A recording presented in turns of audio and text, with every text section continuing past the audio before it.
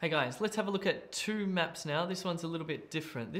We're going to look at a past map and a future map. So look carefully in the top left-hand corner. You can see Stokeford 1930, which is certainly the past. And on the right-hand side, you can see Stokeford 2030.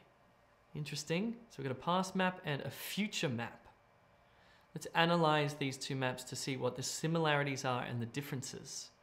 But before we do anything, let's read the description, which will help us to understand what we're looking at.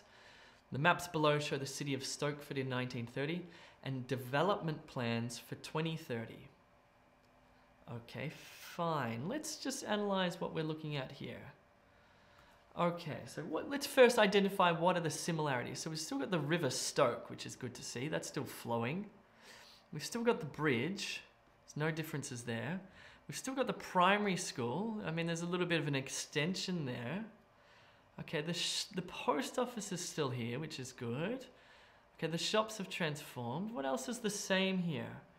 Well, that's about all. Now let's think about what's changed. So, these shops have disappeared, or they will disappear. So we're not sure what's even here in the present. This is really tricky. Certainly there will be more housing. And certainly the farmland, these poor cows are going to have to find a different home because they're going to disappear as well. What else? Certainly a lot more farmland. And the gardens that were in the past with a large house, these will be transformed into a retirement home. Okay, fine. So we've analyzed this. We've had a good look at it. How do we write this? It's going to be interesting. Usually our basic structure is summary, key features, and a comparison. We could use that. I'm going to show you a little bit of a different way to do this one, which is just going to have two parts. It's going to have a summary and then a past to future. You could have the key features paragraph as well, but let's just have a look at my response here, which is 152 words. I'll take you through it sentence by sentence. So, first sentence, the given maps illustrate how the city of Stokeford looked in 1930 and plans for how it will look in 2030. I'm going to have to use future tense here because I'm talking about the future. How it looked in 1930, past tense, and will look in 2030.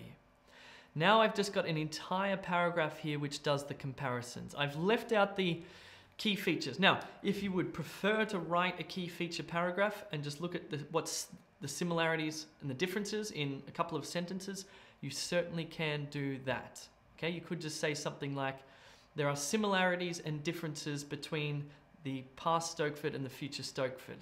The similarities are that the bridge, the river, and the primary school have all stayed the same. The differences are that there will be significantly more housing and some redevelopments. Then you move on to the comparisons. But I just want to show you a different way. Here we go. Plans for the town include increasing the number of houses. These will extend all along the eastern road and branch out to the east and west. The gardens in the east of the town will be transformed into a retirement home. The farmland between the River Stoke and the main road will be removed to allow for more houses to be built. Similarly, the farmland to the west of the main road will also be removed to allow for the extension of the primary school and additional housing. Extra small roads will be built stemming off the east and west of the main road to provide infrastructure for additional homes. Though the post office will remain in the new plan, the shops will be demolished to make way for new houses. You can see that I've used future tense here. Will extend. Let's have a look at these verbs actually because they're interesting. So we've got will extend, will be transformed, a passive future verb here. Will be removed, another passive future, because we don't know who's doing the removing, we don't care. Similarly, will also be removed. A lot of passive here. Will be built, that's fine. Will remain, active future. You can see that I have used will. Can I use going to? So the post office is going to remain the same? You probably could, but in terms of formality, the verb will is more formal. Going to is usually a spoken verb. So I would just stick to will plus verb. Think about your active and passive voice. Will remove or will be removed, for example. Awesome. Let me talk to you about scoring now. So task achievement. You wrote directly about the image. You identified main features and you compared relevant, not data, you compared relevant features between the past and the future. Structure needs to be logical. You can do the single paragraph like I did. If you do, however, it needs to be cohesive. The sentences need to flow in a way that makes them readable. Vocab needs to be wide-ranging. You need to think about the different verbs you use, for example. It also needs to be accurate. Grammar needs to be wide-ranging and also needs to be accurate. Cool, bananas, it's your turn to do this somewhat tricky one. Think about those verb tenses when you do it. Thanks for watching and keep up the good work.